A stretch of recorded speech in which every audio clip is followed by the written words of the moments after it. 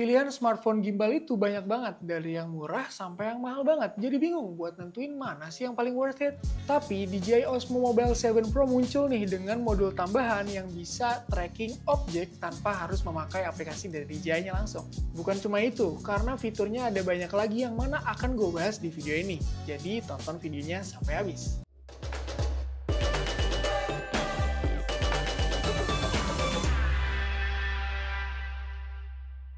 Pertama, soal desain dan ukuran nih. Si Osmo Mobile 7 Pro ini ketika gue pakai untuk konten harian yang mana nggak terlalu panjang durasinya, menurut gue dia itu cukup ringan dan untuk build-nya tetap kokoh.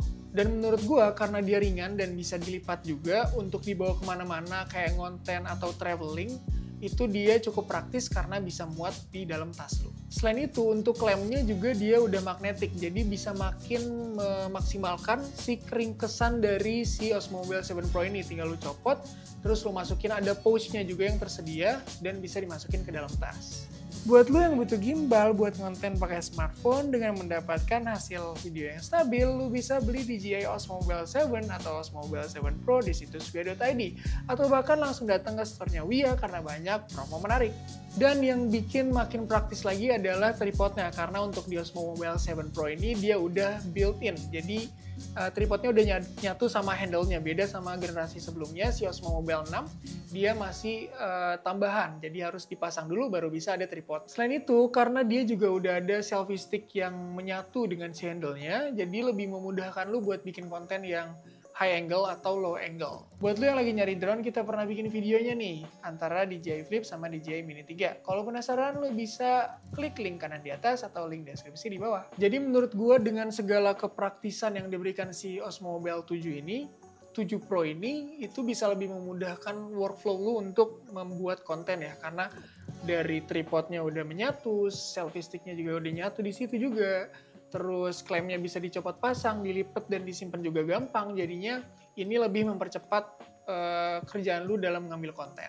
By the way, untuk Osmo Mobile 7 ini ada dua varian. Yang pertama Osmo Mobile 7 yang biasa, terus ada juga Osmo Mobile 7 yang Pro. Dan nanti untuk yang biasanya mungkin akan gue spill sedikit-sedikit ya. Masuk ke bagian kontrol nih. Osmo Mobile 7 Pro tentunya punya beberapa tombol untuk kontrol si gimbalnya.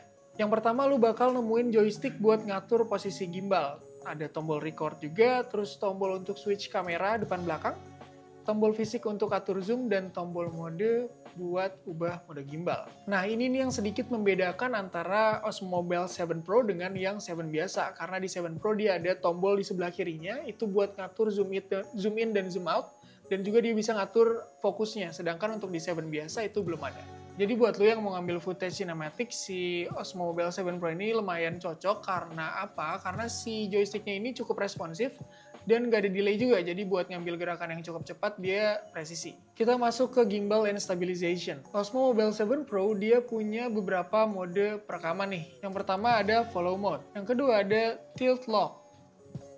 Yang ketiga FPV mode. Yang keempat, spin shot mode. Menurut gue, mode yang cukup berguna untuk lu para kreator itu ada di follow mode, karena cocok buat lu ngevlog atau active tracking. Kenapa? Karena dua mode ini cukup fleksibel, bisa dipakai untuk ngikutin objek yang bergerak. Gue pernah tes sambil jalan cepet dan lari kecil, hasilnya tetap stabil. Hasil perekaman yang stabil dari si Osmo Mobile 7 Pro ini tentunya berasal dari fitur yang namanya 3-axis gimbal stabilization, yang mana dia bisa membantu untuk meredam guncangan tangan lu ketika merekam. Selanjutnya kita bahas trackingnya nih.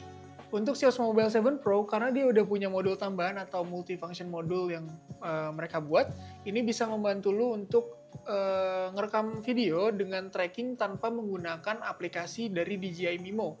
Jadi lu tinggal pasang si modulnya, nanti dia bisa melakukan tracking tanpa menggunakan si aplikasi tadi.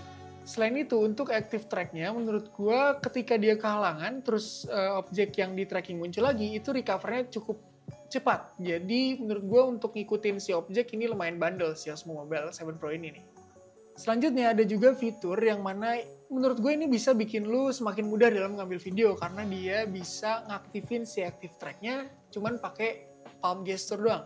Jadi lu tinggal nunjukin telapak tangan lu, nanti dia langsung nge-detect secara langsung. Terus ada lagi fitur yang namanya V-gesture. Jadi ketika lu ngasih unjuk V kayak gini, ntar dia otomatis ngerekam. Buat lo yang suka ngonten dan butuh mic wireless, kita pernah bikin videonya DJI Mic Mini versus HoloLens Lark M2 dan M2S. Kalau penasaran bisa klik link kanan di atas atau link deskripsi di bawah. Selain itu, gue juga pengen ngasih tahu sedikit perbedaan antara Osmo Mobile 7 Pro dengan si pendahulunya Osmo Mobile 6, karena si Osmo Mobile 6 atau pendahulunya ini, dia itu masih pakai Active Track 6. Jadi tentunya si Osmo Mobile yang terbaru, yang 7 Pro, ini dia lebih bisa nge-tracking dengan bundle dan bisa lebih presisi juga dalam nge-tracking objek yang lu mau. Selanjutnya, untuk application dan AI nih. Nah, si Osmo Mobile 7 Pro ini, aplikasinya dia tuh terhubung ke DJI Mimo, yang mana di dalamnya lu bisa melakukan banyak hal. Yang pertama, lu bisa auto editing. Terus ada juga template video yang bisa lu pakai kalau pengen ngehasilin video editing yang cepat dan rapi. Terus kalau lo masih baru banget nih pakai gimbal, lu bisa ikutin tutorial One Touch yang ada di aplikasi ini untuk ngasih lo gambaran gerakan kamera sinematik yang basic. Ini sih definisi ningkatin kualitas kreator. Lanjut kita ngomong ke baterainya nih. Untuk Osmo Mobile 7 Pro, baterai life-nya bisa sampai 10 jam on paper. Karena ini tergantung balik lagi ke lu ketika pakai si gimbal ini, apakah lu pakai beberapa fitur yang memang menghabiskan daya yang cukup banyak. Contohnya kayak pakai charging, karena si gimbal ini juga bisa ngecas HP lu atau jadi power bank kan. Kalau lu pakai itu, otomatis penggunaan daya si Osmo Mobile 7 Pro ini semakin banyak. Terus mungkin lu pakai flash tambahan, ini juga bisa ngabisin daya lu. Balik lagi nih ngomongin sedikit tentang si power bank-nya. Jadi si Osmo Mobile 7 Pro ini handle-nya atau si gimbalnya itu bisa jadi power bank langsung buat HP lu. Jadi dia bisa ngecas HP lu menggunakan port Type-C. Kalau HP lu iPhone ya to Lightning, atau kalau Android ya USB gitu. Habis itu nanti dia bakal ngecas langsung si HP lu.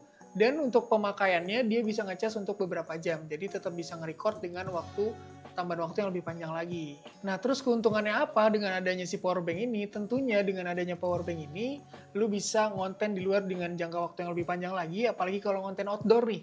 Yang mana lu kalau baterai habis kan ribet nyari sumber listrik, karena adanya si powerbank langsung dari si Osmo Mobile 7 Pro ini, tentunya ini bisa memudahkan lu. Nah, jadi kesimpulannya nih, gue udah bikin beberapa poin untuk kelebihan dan kekurangan dari si Osmo Mobile 7 Pro ini. Untuk kelebihan yang pertama nih, dia ada modul multifunction yang mana bisa jadi lighting, audio receiver, dan track objek tanpa aplikasi DJI-nya langsung.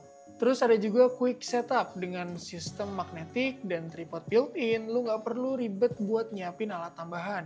Dan bisa juga jadi power bank, yang bisa ngecas HP lu ketika ngonten di outdoor. Selanjutnya untuk trackingnya juga responsif nih, karena active track-nya ini stabil meski ada halangan dan gerakan cepat. Kontrolnya juga intuitif, semua tombol di posisi yang pas buat di jempol dan tentunya responsif tanpa ada delay. Selanjutnya untuk kekurangan dari si Osmo Mobile 7 Pro nih, menurut gue nggak terlalu kelihatan sih untuk kekurangannya, bahkan nggak terlalu berdampak juga buat gue, tapi kalau untuk kekurangannya gue bisa bilang si aplikasinya atau fitur AI-nya ini menurut gue dengan aplikasi DJI Mimo yang mana di dalamnya bisa buat editing itu kurang fleksibel aja, karena kalau lu pengen melakukan editing yang lebih kompleks atau mendapatkan hasil yang lebih maksimal, tetap lu harus menggunakan aplikasi yang memang khusus untuk editing video. Nah, pertanyaannya nih, si DJI Osmo Mobile 7 Pro ini cocok buat siapa? Menurut gua ini cocok buat lu solo content creator atau vlogger yang suka ngambil konten di outdoor atau di tempat yang memang jauh dari sumber daya listrik, yang mana ini bisa membantu lu karena dia bisa ngecas handphone lu, terus dia juga ringkes, dia bisa dilipat, dia ada tripod built-in-nya, jadi intinya nggak ribet dan bisa memudahkan lu untuk ngambil konten di segala tempat bahkan kondisi. Kalau ngomongin harga nih, si Osmo Mobile 7 dia ada di harga 1,1 jutaan, dan kalau si Osmo Mobile 7 Pro dia ada di harga 1,9an.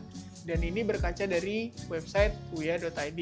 Dan dengan lu datang langsung ke store-nya Ouya, lu bisa dapetin promo eksklusif offline deals, yang mana ada potongan sampai jutaan rupiah dengan pembayaran kris. Oke, segitu aja video dari gua. Terima kasih banyak yang udah nonton sampai habis. Buat dukung channel ini, lu bisa beli DJI Osmo Mobile 7 Pro atau 7 biasa di situs ouya.id.